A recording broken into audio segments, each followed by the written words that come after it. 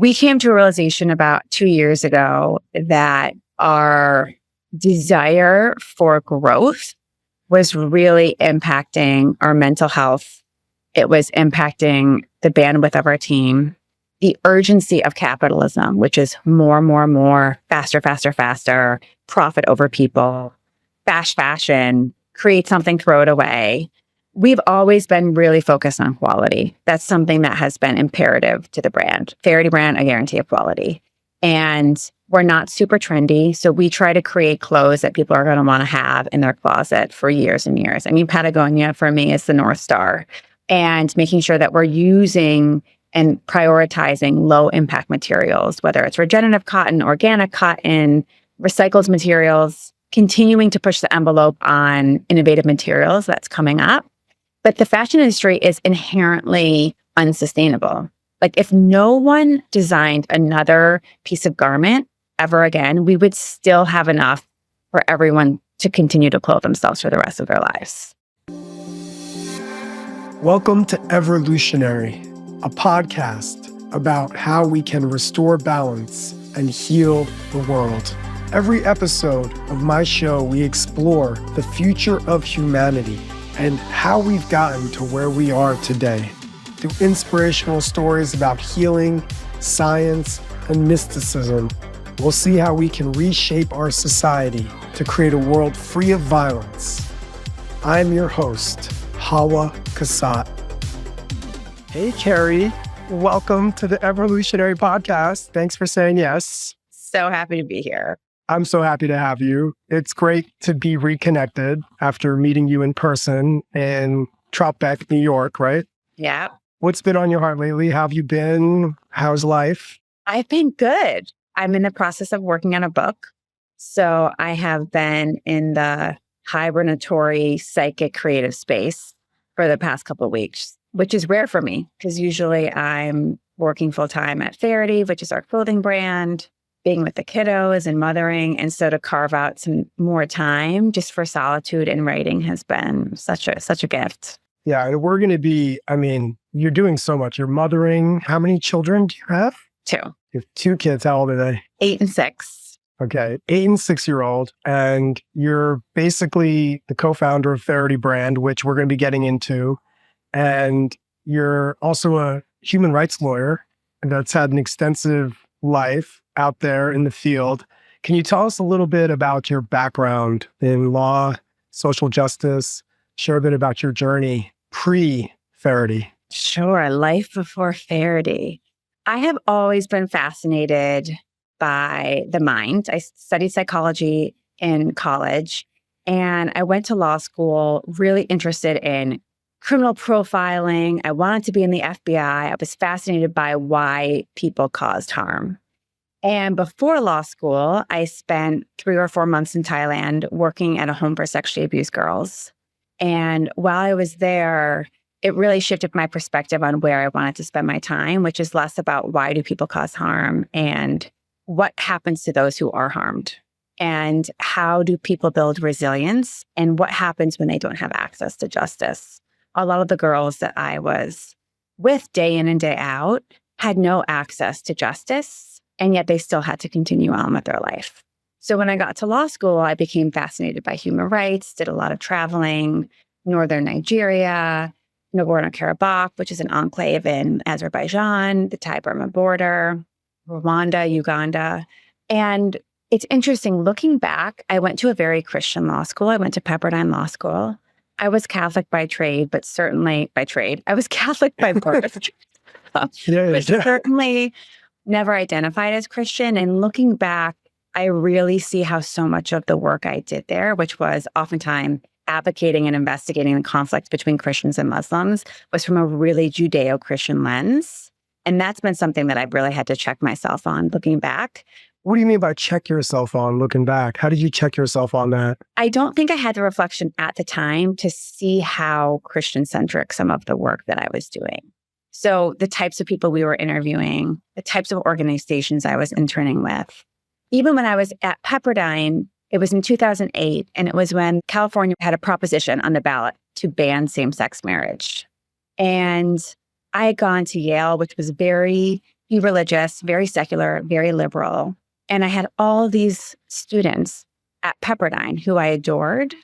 And I had to reconcile how they viewed same-sex marriage, which was they didn't believe in it, they didn't advocate it, and they were going to vote against it. And I had a really interesting journey because suddenly the law was not something theoretical. Justice was not something theoretical. It was affecting the people that I loved. And I tried to start a gay student organization at Pepperdine, but it wasn't allowed due to faith reasons. I wasn't the first one to try it. I'm sure students for years and years and years had been wanting to start those type of organizations, but it didn't line with Pepperdine's mission, which is pretty actually clear when you go to their website.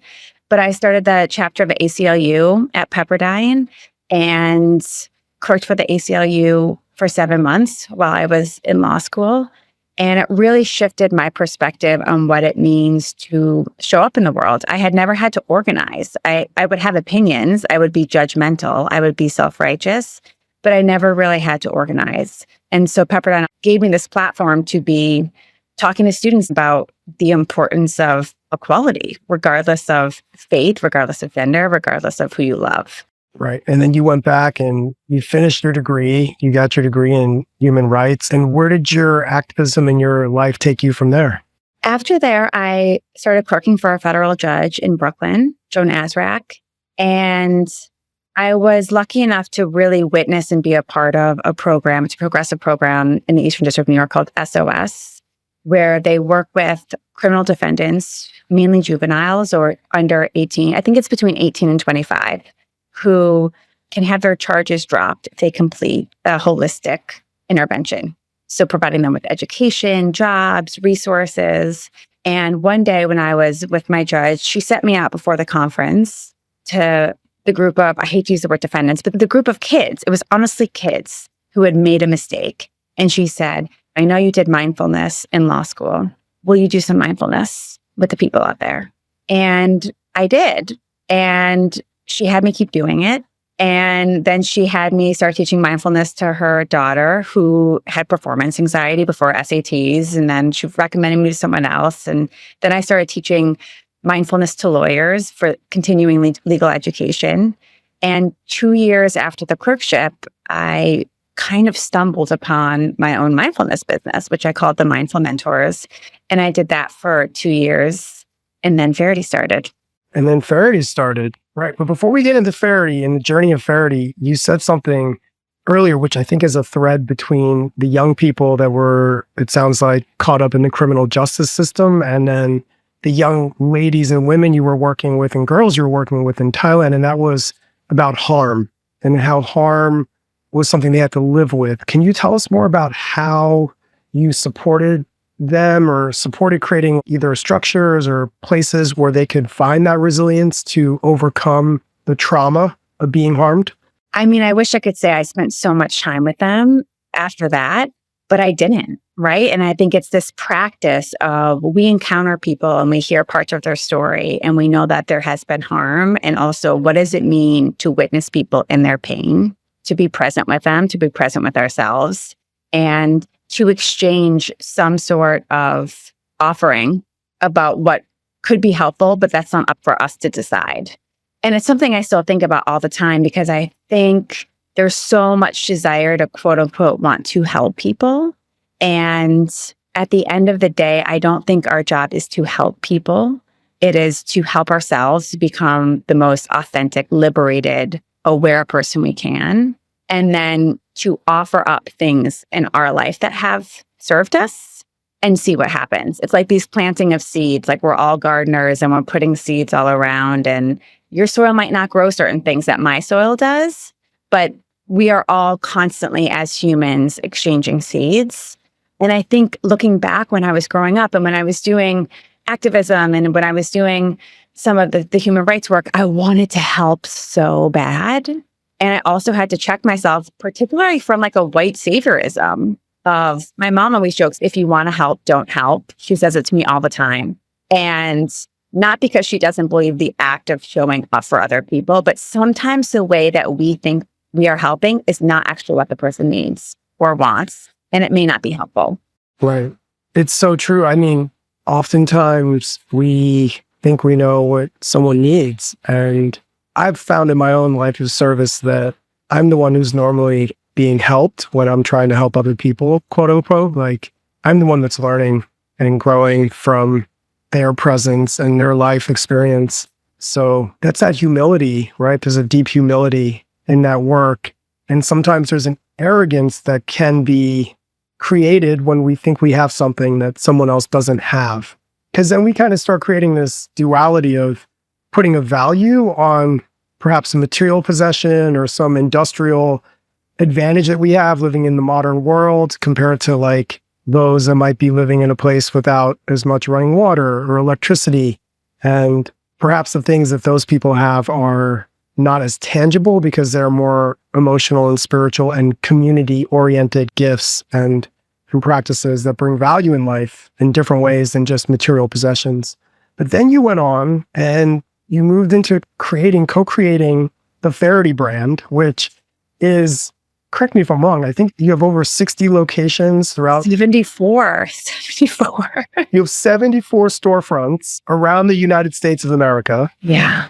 I mean, the Faherty brand has completely taken off, and you're the genesis of this founding core. And can you tell us about like what year it started and what was the inspiration behind starting the company? So many listeners are wanting and dreaming of doing the type of thing that you have done with your partners. And it's not an easy thing to build a company as large as you have built. So tell us a little bit about the journey. The premise for Faherty started before I even knew Alex. Alex Faherty's my husband, his twin brother, his identical twin brother, Mike, my other co-founder. And they grew up on the Jersey Shore, surfers, long days in the ocean, and they love surfing, but they felt like they grew out of surf clothes. And Mike had always been a creative. He used to dress Alex growing up. We used to like walk into his dad's closet and like feel the different textures of his dad's suit. And Mike ultimately decided that this was his dream to start a clothing brand. He wrote his college essay on this brand. He called it Coast to Curb back in the day. And in college, majored in fashion design at WashU. His first job out of college was at Ralph Lauren. He was there for 10 years. I met Alex on the first day of college in Spanish class. And okay, first day, it's coming together. 8:30 a.m., speaking Spanish. And this is freshman year of college? Freshman year, yeah. Okay, so y'all are college sweethearts. College sweethearts. Okay. And I remember in the introduction being like, what do you want to be when you grow up? And he told me then that he wanted to have a clothing company. And I said, like, sure, bro, what, great. And we, And then 12 years later, he had been in private equity and in finance, obviously a lawyer. Wait, hold on. You skipped a juicy part of this whole story. Wait, so you all started dating freshman year of college? We started dating sophomore year. We were friends freshman year. Okay. He would like borrow my homework and get better grades than me. It was so infuriating. I started dating sophomore year and broke up when I was in law school for a couple of years. But I think we always knew we'd probably get back together. And so I came back to New York for my clerkship with the judge. And 2 weeks after we got married, he said, we're going to move in with Mike. And I was like, oh, is this what happens when you're married to a twin? You all move in together? And 2 weeks after we got married, we were all sharing an apartment. Mike was concepting the brand. That's when I had started my meditation company. And it quickly sucked us all in. Alex eventually left his finance job and I couldn't not jump on board. Yeah, I mean, you're a part of it. You're all living together in the same apartment in New York City. Yep. Alphabet City. Mm-hmm. And what year is this? This is 2012. And then we officially launched 2013. I mean, so we're talking 11 years. In 11 years, Faherty brand has exploded.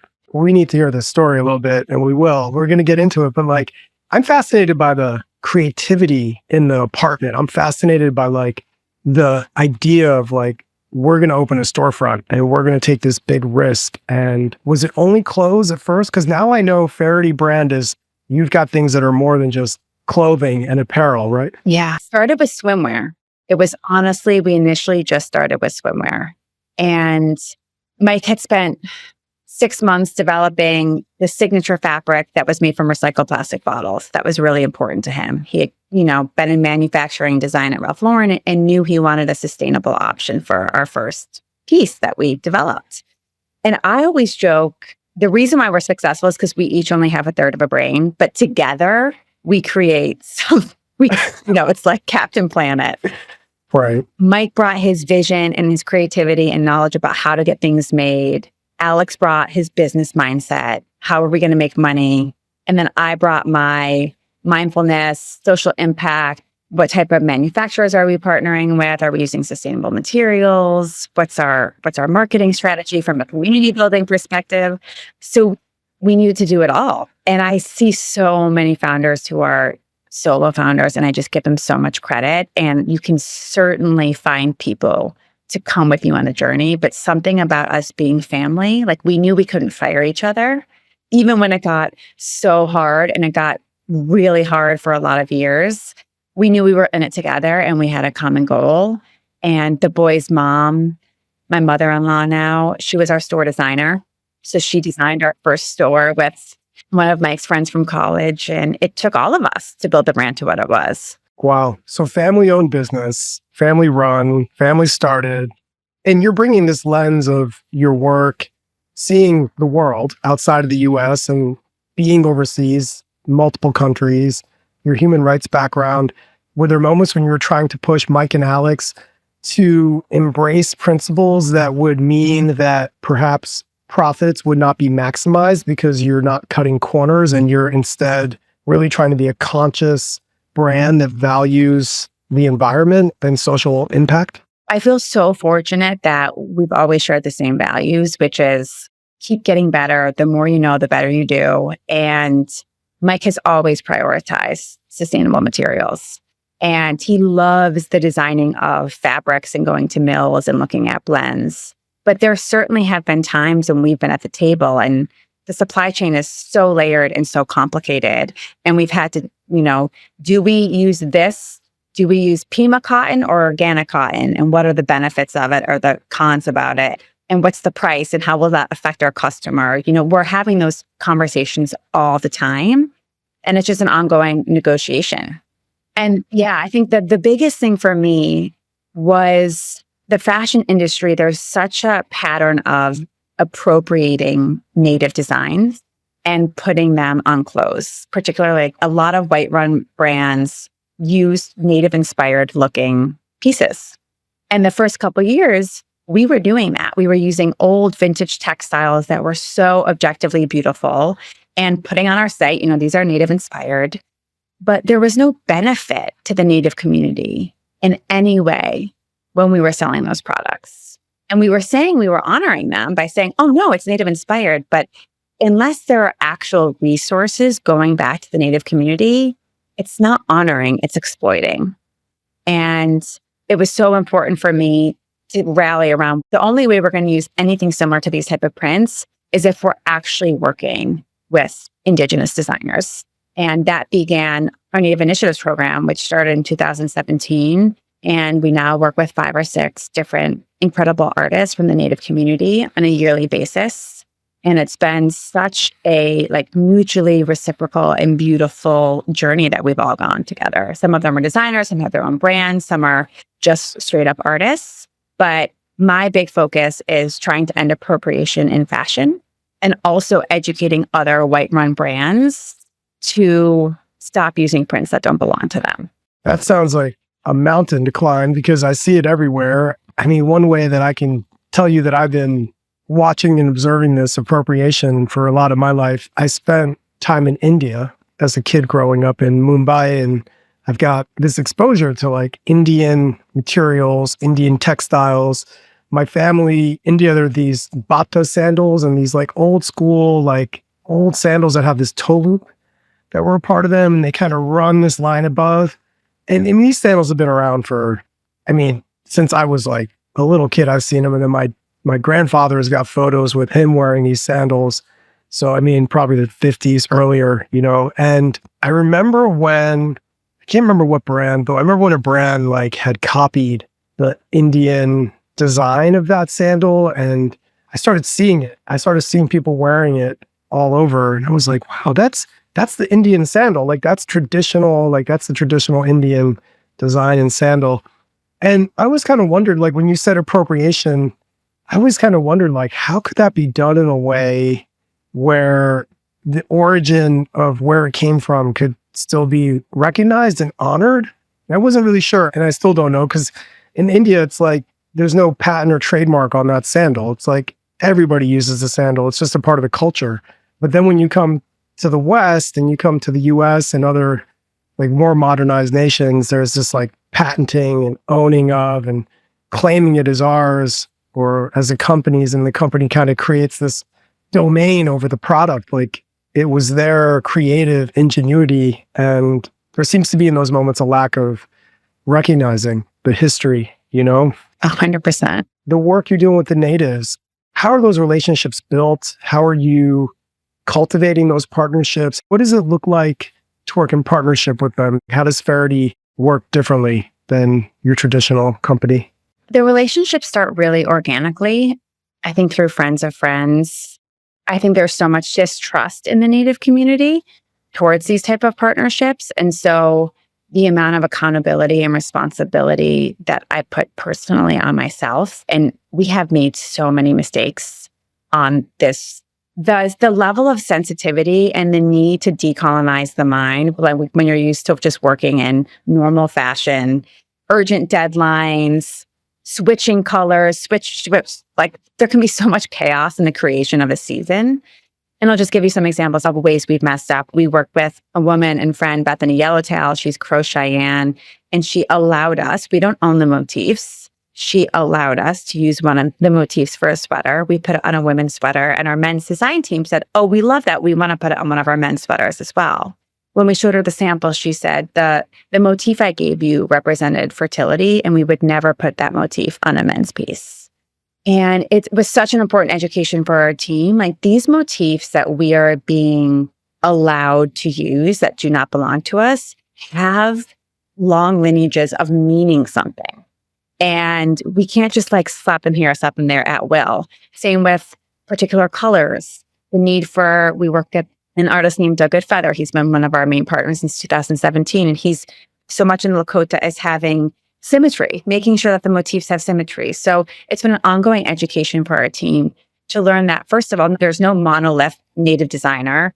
Everyone comes from a different nation with different language. Everyone's coming from a different place and a different viewpoint, and spending time and hearing what their needs are and what they want to create. And then it's not just the launch of the collaboration. It's how are we supporting each other to ensure that the marketing around it feels appropriate?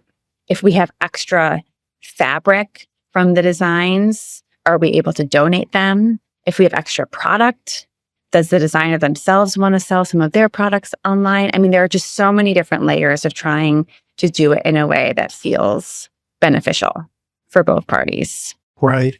And I love you acknowledging and learning from the mistakes, because we're all going to make mistakes. It's not easy to get this work right. I know is being used often in exploration of thinking about how to create new economies and how to think more about the way we share in collective healing and care, and that's conscious capitalism. And I'm curious, like, do you see Faherty brand pushing or thinking about conscious capitalism, and how is the brand potentially trying to break out of the old corporate modes and models? And I know this way of working directly with natives in the community and creating partnerships with them is one way. Are there other things that you're doing at Faherty brand that are kind of like stretching the mold and helping us rethink? We came to a realization about 2 years ago that our desire for growth was really impacting our mental health. It was impacting the bandwidth of our team. The urgency of capitalism, which is more, faster, profit over people, fast fashion, create something, throw it away. We've always been really focused on quality. That's something that has been imperative to the brand. Faherty brand, a guarantee of quality. And we're not super trendy, so we try to create clothes that people are going to want to have in their closet for years and years. I mean, Patagonia for me is the North Star. And making sure that we're using and prioritizing low impact materials, whether it's regenerative cotton, organic cotton, recycled materials, continuing to push the envelope on innovative materials that's coming up. But the fashion industry is inherently unsustainable. Like if no one designed another piece of garment ever again, we would still have enough for everyone to continue to clothe themselves for the rest of their lives. I think I was working on my book and I was trying to find the fact, but there's the number of garments produced it's just excessive. And I think we've probably seen photos of just landfills and landfills of discarded product. And a lot of times we offshore that to other countries. And so for us to focus less on growth and more about prioritizing quality and sustainable materials and doing things more intentionally feels like a real relief. And it might mean that instead of growing 50% a year, we grow 8% a year. And that's okay. We also want to be doing this for a long time. And I don't think enough founders talk about how exhausting I think it really takes a toll. Sometimes I feel like everyone's exhausted. Everyone has a job that's exhausting. But I think there's a reason why there's such a high rate of burnout for founders and why a lot of them just end up selling it if they have the opportunity or just being like, I don't want to do this anymore. And I think for us, when we think about sustainability, it's also in terms of our mental health. Like we want to be doing this for a long time. We're not backed by private equity. No one owns us. In order to feel good, we have to do things our own way. Right. And part of it feeling good for you is making sure that there is an alignment between environmental sustainability and what you're creating. There is tons of waste, tons of clothes every year. A quick search is showing me that up to 100 billion with a B garments are produced each year, but a large portion of these are never sold. And that the average US consumer throws away around 81.5 pounds of clothes annually. That is a lot of clothes to throw out every year. I mean, that's 80 pounds clothes a year that is being discarded by each person a year. And the impact of that on our environment. I love that you talked about keeping something in your closet for a long time, because I think part of like building things to last is like a lost art form, because there's so much need in capitalism to keep producing, to keep selling.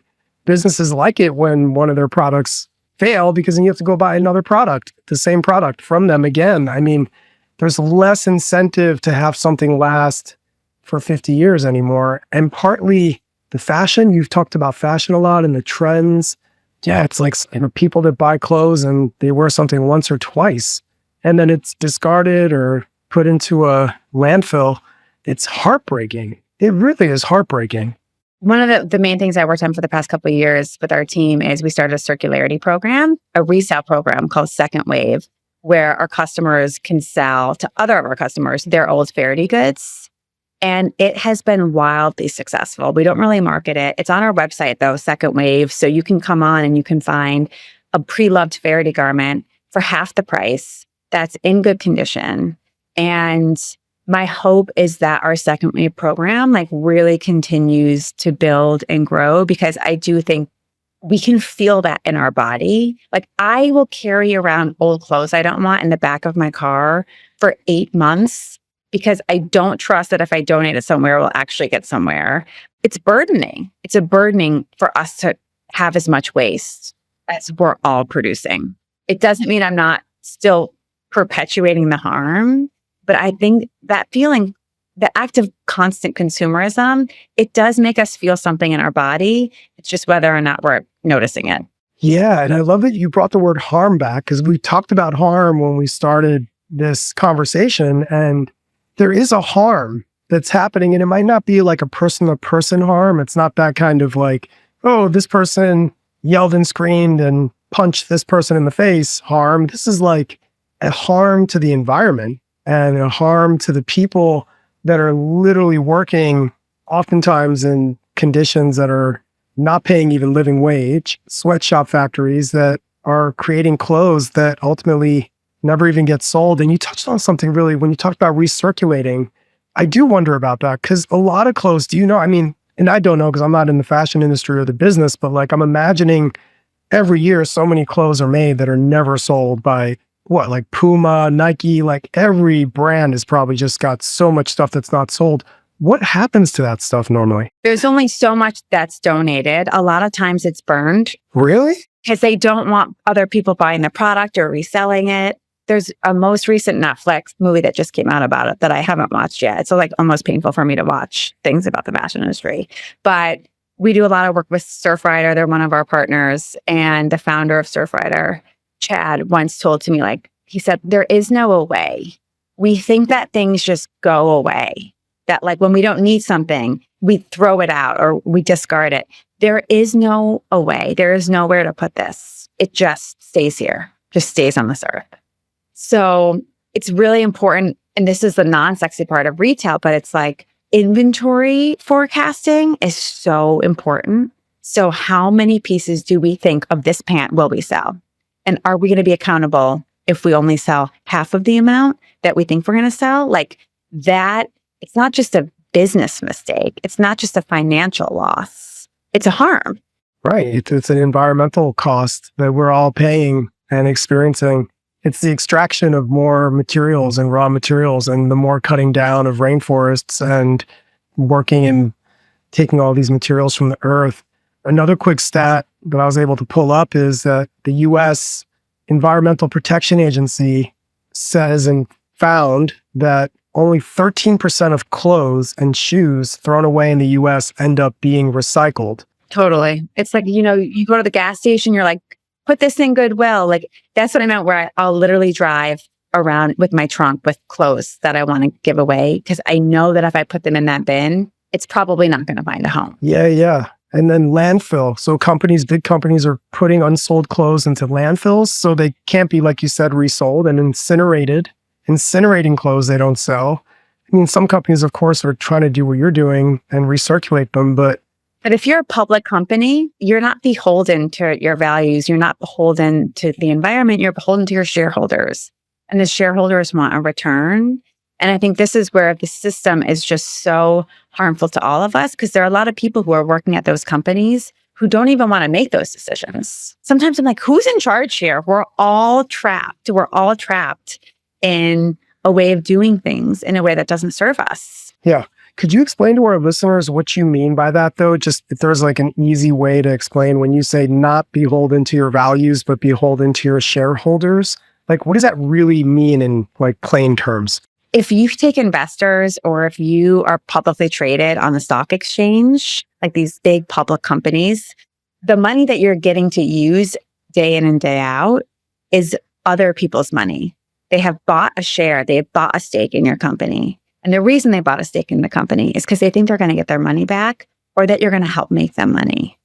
This is how the stock exchange works. This is how investments work. And in order for me to get my money back, in order for me to get more money back, I'm relying on you to make decisions that are going to increase the value of that share. And so it's very focused on growth. And oftentimes that growth is unchecked. It's unchecked by, again, we're trying to make a buck for the buck without thinking about the harm that's being caused. Right. The profit takes priority over the value of not harming the environment or not harming other people or paying people more money. Because if you pay people more money to make the clothes that you're selling, then your profits decrease, which means the shareholders of the corporation make less profit on the increase of the shares. And so cutting corners is a big part of the industry. Yeah. So when we talk about conscious capitalism, kind of like looping that all around, we're talking about this drive to produce more at all costs, to sell and sell and sell everything we can, even if we don't need it. And then this constant consumerism that ends up overwhelming our closets and our dressers with clothes that we wear once or twice and never see again or use again. So it seems like a revolutionary act would be to simply wear something more. Think about how much you want to spend a year on clothes versus buying when you want to buy. Think about how much you want to spend a year on clothes and then buy the things that you think will last the longest, that you'll love the most, and do that accordingly. And then ask yourself, when I'm done with this, will I be able to sell it back someplace, whether on a third market or on the brand's platform? thinking about longevity. Yeah, I love the upsale stuff right now that's happening. I love when people I love going to a good vintage store. I love buying things that have been used, and I don't like buying new things if I don't have to personally. My mom is fascinating. My mom literally still wears the same sweaters from 30, 40 years ago. And I think it's so beautiful. She's got like these clothes that are 30 years old. like, like that's amazing. But I guess in our world too, there is such an itch that is created through marketing that we need to constantly get the next new thing, the new fashion, the new style. So I love that you're designing and creating timeless clothes at Faherty. I think that's so beautiful. And the work you're going to keep doing, where's Faherty going now? So you're in all these cities, you've got storefronts. I'm imagining that it's still a family-owned business. So you've got a lot on your plate. What's the vision for Faherty, like 5 years from now? We want to be doing this for a long time. And I think we're really focused on just looking at every corner of the business and doing it better. So having, what's it like to walk into a Faherty store and have it feel so good? What does it look like? What does it smell like? How are team members treating you? How's our HQ team feeling? Who are philanthropic partners? What type of community events are we working on? How are we pouring resources back into the causes that we believe in? Maybe we'll go international slowly, but I think we're just looking at what we're doing now and say we want to just keep doing this, but just better. And it might be some things that our customer doesn't even see, but we see internally that we feel excited about. Systems, operations, all of it. Yeah, I love it. So the Faherty brand is this growing, big, amazing part of your life. And you're also now working on a book, which is, you've got a book deal from my understanding, right? I got a book deal and I got a book deadline. You got a book deal and a book deadline, and you've been hibernating and writing a lot. Can you give us some insider peek of what kind of book you're writing and what the book is about? Yeah, technically it's a memoir, literary nonfiction, and it's called, well, the title might change, but I hope it doesn't change. It's called The Selfish Wife, and it's why doing what we want is an act of service. And I don't use the word selfish in the form of like self-centeredness or self-consumed, but Prentice Hemphill said this at our retreat, and I loved how they talked about it, which is the self is not an individual. And we are all so deeply connected. And there are so many different parts of ourselves that we are navigating at all times. And when we start to really notice how things make us feel, it can be the guidepost for how we live our life. And so it explores capitalism and business. It explores motherhood. It explores longing and creativity and marriage. And it really tracks my journey from being a woman who felt very groomed to do things for other people all the time. I want to help. But internally, there was unease and dissonance. And how when I actually started to prioritize doing things that really aligned with me, I actually felt like I showed up for other people in better ways. And so that's the crux of the book.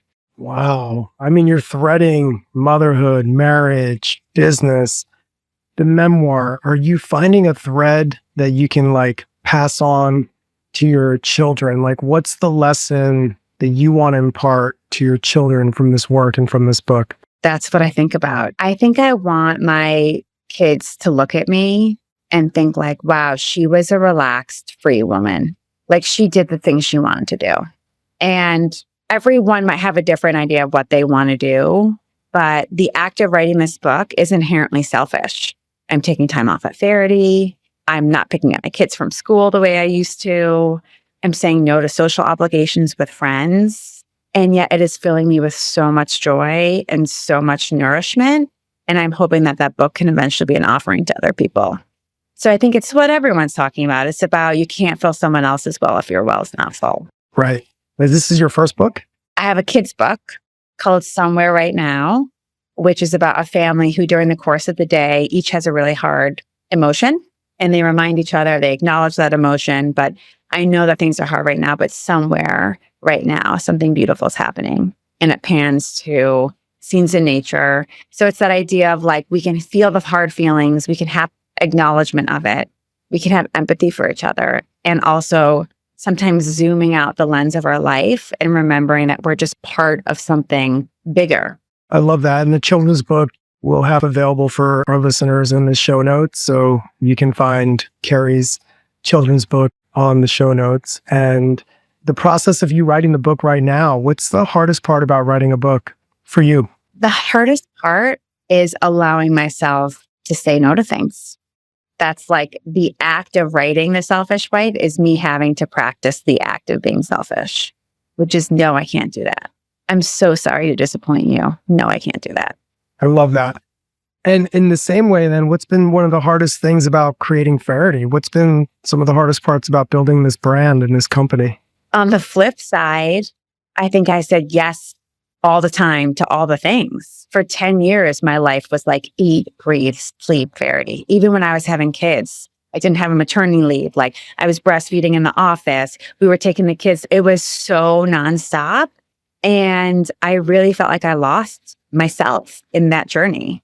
And it was hard on family dynamics. It was hard in my marriage. And I feel like this Selfish Wife is a manifesto to myself of reclaiming myself. I love that.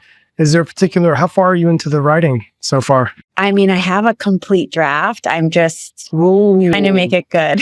It's Nice. a bad draft right now. I have a bad draft and I'm trying to make it better. So. But you have a whole manuscript written already. Whole manuscript, chapter by chapter. Wow. How long have you been working on it? The book proposal took me a full year and a half. And it'll be a complete year from when I got the offer to when it was due. I mean, there's just so much more editing to do. And the thing I have to keep asking myself is, what am I not saying that I actually need to say? That's a great place to end here. What are you not saying that you feel like you need to say? What is it? Tell us. We want to know. What have you not said? Feel like I kind of laid it out there, but I think this act of contradictions, we all are walking contradictions. I'm a Gemini, so I feel that there's a part of me that is like high competitive, linear, logical lawyer and like bohemian poet who wants to live on a farm. And a lot of times things are at odds with each other. A lot of times my values are not in alignment with the things that I'm doing.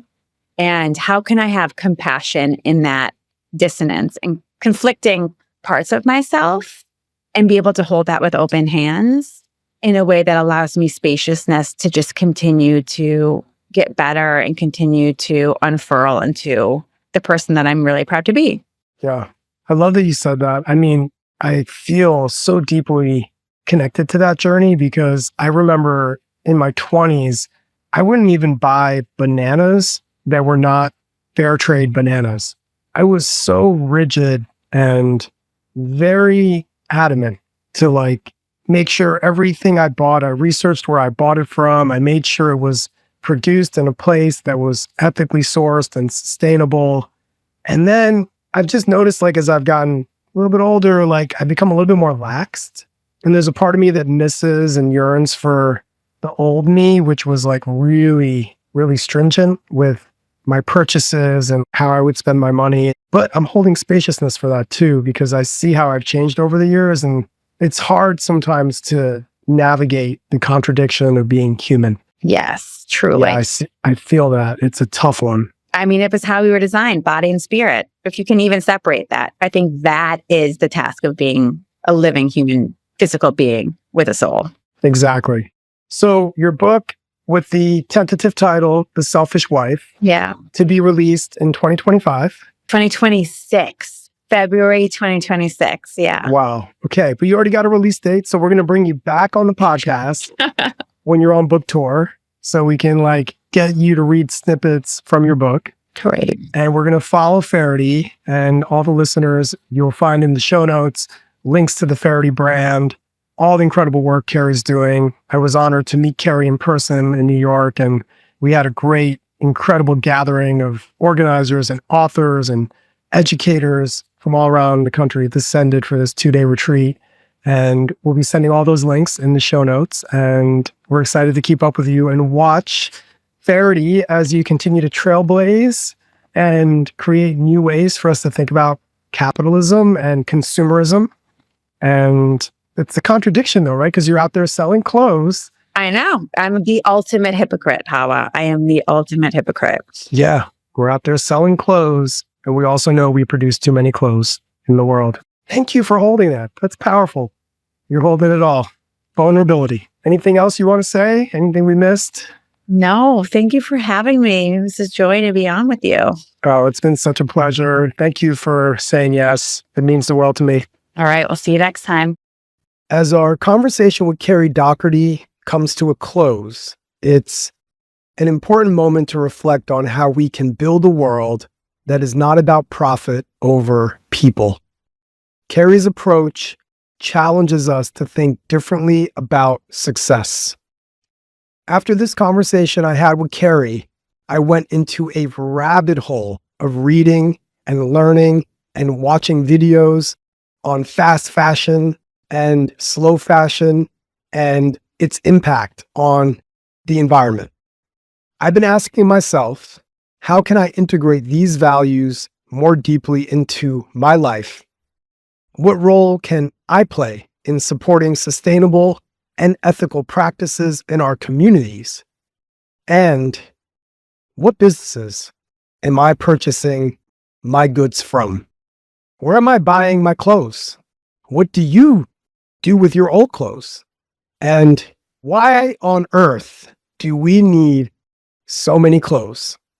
Please follow the links in the show notes. There is a new documentary film on Netflix called Buy Now, The Shopping Conspiracy. It is deeply disturbing and inspiring, and it's a must watch.